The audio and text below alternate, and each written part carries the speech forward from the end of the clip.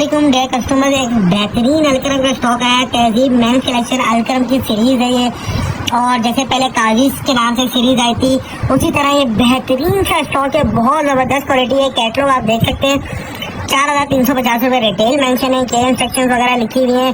बहुत जबरदस्त अच्छी क्वालिटी के अंदर ये कैटलॉग इसके ऊपर है, लगी हुई है। ठीक है, इसके बाद आप स्टॉक की बात कीजिए तो स्टॉक इससे बहुत गुना ज्यादा अच्छा है। सबसे पहले आप स्टॉक की फिनिशिंग देखें कितनी बेहतरीन है।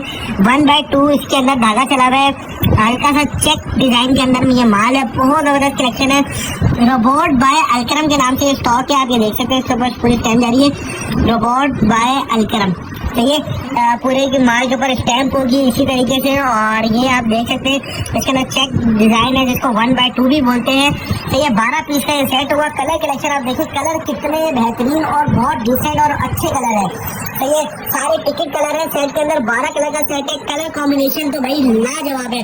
ऊपर से जो सेल्फ प्रिंट है, लाइट सेल्फ प्रिंट है। आप जरा डार्क कलर के अंदर देखिए प्रिंट कितना जबरदस्त है। बहुत ही खूबसूरत सा प्रिंट है। बहुत जबरदस्त कलेक्शन है।